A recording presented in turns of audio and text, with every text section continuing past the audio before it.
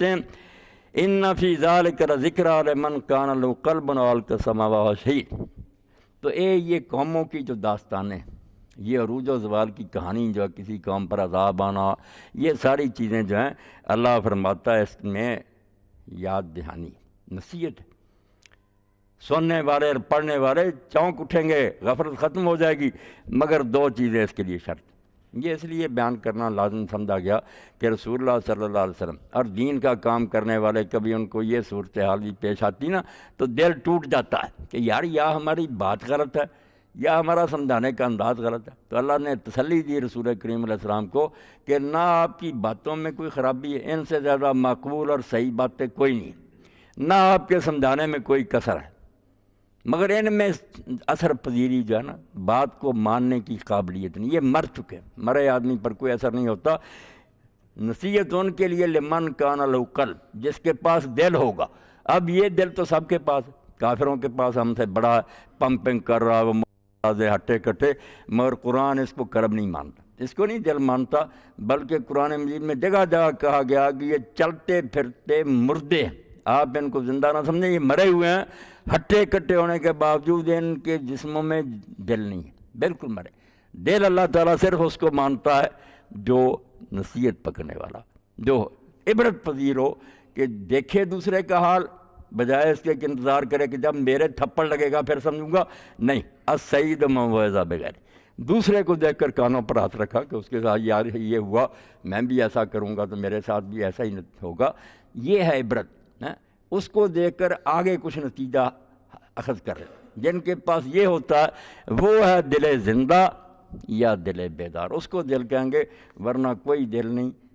جانوروں سے بدتر بلکہ مرا ہوا۔ اللہ پاک ان کو مردہ ہی کہتا ہے، ومن کان میتن، کہ یہ مرے ہوتے ہیں، ایمان جب آتا اس وقت فاحیینا، زندہ ہوتے، ایمان والا آدمی زندہ ہے، دوسرے مرے ہوئے۔ تو اسی کو اللہ کے نیک بندے نے اس طرح کہا نا، مجھے یہ ڈر ہے دل زندہ تو نہ مر جائے، کہ زندگانی عبارت ہے تیرے جینے سے۔ دل مر گیا پھر کوئی نہیں، پھر کوئی زندگی نہیں، بے شک کھاتا پیتا رہا آدمی، اس کی عمر جتنی مرضی لمبی ہو جائے، وہ انسانی زندگی نہیں، حیوانات کی زندگی۔ انسان کی دل بیدار پیدا کر کہ دل خوابیدہ ہے جب تک، نہ تیری ضرب ہے کاری نہ میری ضرب ہے، جب دل سویا ہوتا کچھ نہیں۔ دل بیدار فاروقی، دل بیدار کراری۔ فاروق اعظم کیا تھے، حضرت علی کیا تھے، دل زندہ ہو، بس ان کے دل جو تھے ہر چیز سے نصیحت حاصل کرتے تھے کہ جانوروں کی طرح صرف کھانے پینے اور اولاد جاننے کے لیے نہیں ہم آئے، ہماری زندگیوں کا مقصد کچھ اور ہے، ہم جہاں ہے تیرے لیے تو نہیں، جہاں کے لیے، زمین و آسمان ہماری خدمت کے لیے اللہ نے بنایا، ہم اللہ کے لیے بنے۔ تو ایسے لوگ جو اللہ فرماتا جن کے اندر دل ہوتا ہے، یا تو وہ نصیحت پکڑتے ہیں، اور دوسری بات فرمائی کہ کم از کم یہ تو ہونا چاہیے کہ اگر آدمی کے پاس اتنی لیاقت نہیں، اس میں اتنی نہیں قابلیت کہ وہ خود سمجھ سکے، اور القی السمع وہو شہید، تو پھر وہ توجہ کے ساتھ، غور و فکر کے ساتھ دوسرے کی بات پر کان تو لگائے۔ یہ ہدایت حاصل کرنے کا دوسرا طریقہ، ایک تو خود اتنا بڑا سمجھدار اور دانشمند ہو کہ خود ہی سمجھ سکے، اگر یہ نہیں تو کم از کم کسی شریف آدمی کی بات سنیں، توجہ، پھر اس سے بھی انشاءاللہ ہدایت کے دروازے کھل جاتے ہیں۔ جو نہ خود سوچنے سمجھنے کے قابل ہوں، نہ کسی کی بات ہی سنیں، کانوں میں کہیں کہ نہیں ہم نے ڈانٹ لگا لی ہے، ایسے لوگ ہی قیامت کے دن پھر دوزخ میں چیخیں گے نا، لو کننا نسمع اور ناقل ما کننا فی اصحاب السعیر، اگر ہم سنا کرتے اور سوچا کرتے تو دوزخ والوں میں کیوں ہوتے؟ یعنی دوزخ میں جانے کا سبب ہی یہ بنا کہ اللہ نے جو سوچنے سمجھنے کی صلاحیت ہے استعمال ہی نہیں کیا۔ اب آپ دیکھ رہے ہیں کہ زمین آسمان کی پیمائش کر رہے ہیں، چاند ستاروں کو یہ فتح کر رہے ہیں، اپنے بارے میں سوچتے ہی نہیں کہ کس نے پیدا کیا، کیوں پیدا کیا، مرنے کے بعد کدھر جائیں گے۔ اس تلاش میں لگے ہوئے ہیں کہ سمندر کے ساحل پر جو گیلی مٹی تھی اس میں پہلا جرثومہ کیسے پیدا، بیالوجی، کسی نے وہ بنتا نہیں دیکھا، نہ ان کا علم ساتھ دیتا۔ جب تم کہتے ہو کہ بے جان چیز سے جاندار نہیں پیدا ہو سکتا، یہ کہاں سے آ گیا؟ بے جان مٹی۔ اب ہاں اللہ ماننا پڑتا کہ کوئی زندہ تھا جس نے زندگی، وہ نہیں ماننا چاہتے، کہتے ہاں یہ ایک کام بغیر کسی سبب کے ہو گیا، غلط ہے، تو بات ہے سائنس کے خلاف کہ بے جان سے جان، مگر وہ مان لیتے ہیں ہم پہلا ہو گیا تھا، بعد میں اس سے پھر نہ ارتقا کی، یعنی دھاندلی کرنا چاہتے ہیں، ماننا نہیں چاہتے کہ حی قیوم خدا تھا زندہ،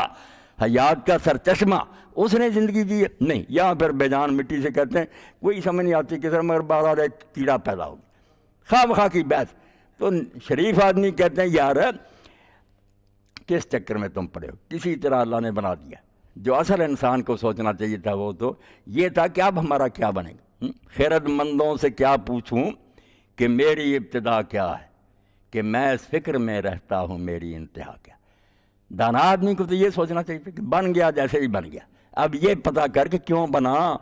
جائے گا کدھر، میرے ساتھ کیا معاملہ ہوگا، یہ اصل علم تھا جس سے یہ لوگ ظاہر رہ گئے۔ اس لیے اللہ تعالیٰ ان کو علم والے نہیں مانتا۔ اب لوگ سوال کرتے ہیں کہ دین میں جو اتنی تعریف ہے علم کی، اس میں یہ آتی ہے ریاضی اور یہ سارے نجوم اور جو نہیں، یہ علوم نہیں ہے، یہ آپ ٹھیک ہے زندگی گزارنے کے لیے سیکھیں، سہولت حاصل کریں۔ اللہ نے جس کو عال علم کہا نا کہ نبی تیرے پاس علم آ گیا اس لیے اب تو کسی کی بات نہ سن، وہ ہر علم کی بات نہیں کہ ہم جغرافیہ پڑھتے پھریں اور دوسری چیزیں، یہ بھی ٹھیک ہے، بہت اچھی باتیں ہیں، مگر اگر صحیح نیت سے۔ اصل میں علم جس کو اللہ کہتا ہے وہ یہ آسمان سے اترا، جس کو عیسیٰ علیہ السلام کہتے ہیں نا کہ آدمی صرف روٹی سے نہیں جیتا بلکہ اس کلمہ سے جیتا جو آسمان سے اترتا، جو کلام آسمان سے اترتا نا، جو اس کو کھا جاتے ہیں اپنے اندر ہضم کر لیتے ہیں، وہ صحیح معنوں میں زندہ۔ باقی جو مرے ہوتے ہیں تو اللہ پاک فرماتے ہیں کہ نصیحت ہے، دفتر ہیں لوگوں کی آنکھوں کے سامنے، پھیلی ہوئی ہے زمین میں نشانیاں کہ تباہ ہو گئے لوگ جو اللہ کے دین کے منکر تھے، مگر اس سے نصیحت تو وہ پکڑے گا جس کے پاس دل ہوگا سوچنے سمجھنے والا، یا کم از کم وہ کسی کی بات ہی